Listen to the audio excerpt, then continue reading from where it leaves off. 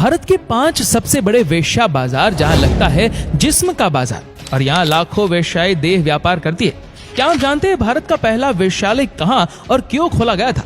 आपको ये जानकर हैरानी होगी कि कोलकाता का सोनागाछी इलाका भारत का सबसे बड़ा रेड लाइट एरिया है, जहां पर 11,000 से ज्यादा महिलाएं वेश्यावृत्ति से जुड़ी हुई है। तो आइए जानते हैं उन बाजारों के बारे में। Number 1, Sonagachi red light area, Kolkata.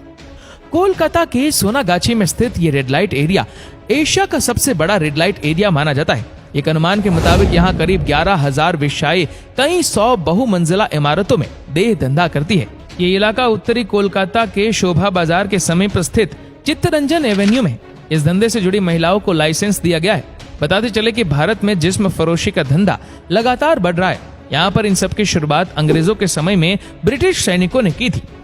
1956 में पीटा कानून के तहत वेश्यावृत्ति को कानूनी वैधता दी गई, पर 1986 में इसमें संशोधन करके कई शर्तें जोड़ी गई, जिसमें सार्वजनिक सेक्स को अपराध माना गया और यहाँ तक कि इसमें सजा का प्रावधान भी रखा गया।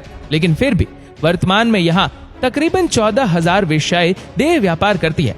यहाँ इस देह व्यापार को कई तरह के गैंग्स चलाते हैं। यहाँ स्लम में 18 साल से कम उम्र की करीब 12,000 लड़कियों से लेकर 40 साल से अधिक उम्र की महिलाएं भी शामिल है। आपको बता दें कि सोनागाछी रेड लाइट एरिया पर बनी डॉक्यूमेंट्री बॉर्न इनटू ब्रॉथल्स को ऑस्कार अवार्ड भी मिल चुका है। नंबर 2, कामाठीपुरा, मुंबई।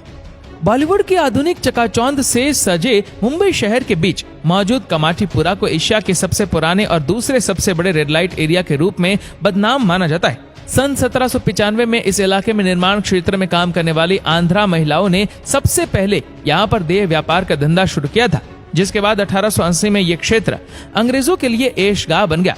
आज भी देह व्यापार के लिए इस क्षेत्र को खूब जाना जाता है। बॉम्बे म्युनिसिपल कॉर्पोरेशन के मुताबिक 1992 में यहाँ पर 50,000 महिलाएं थी, लेकिन धीरे धीरे इनकी संख्या में कमी आई। जगह की कमी और रहने की दिक्कत के कारण कई सेक्स वर्कर्स महाराष्ट्र के दूसरी जगहों पर चली गई।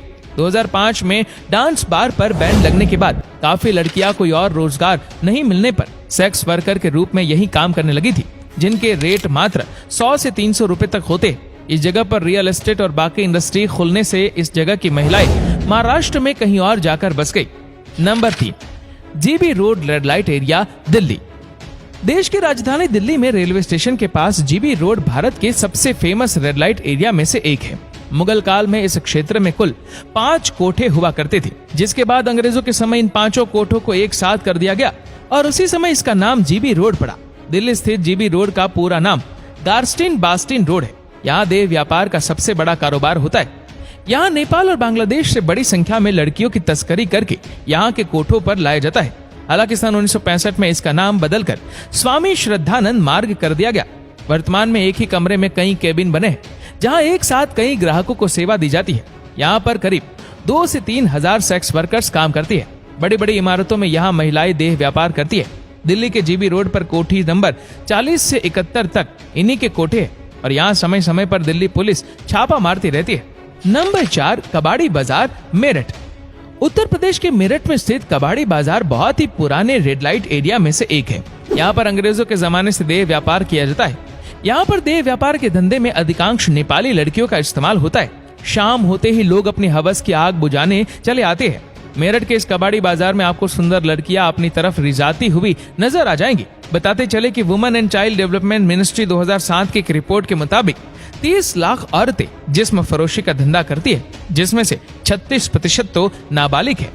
नंबर 5, रेशमपुरा, ग्वालियर। मध्य प्रदेश के ग्वालियर में रेशमपुरा इलाका देह व्यापार के लिए जाना जाता है।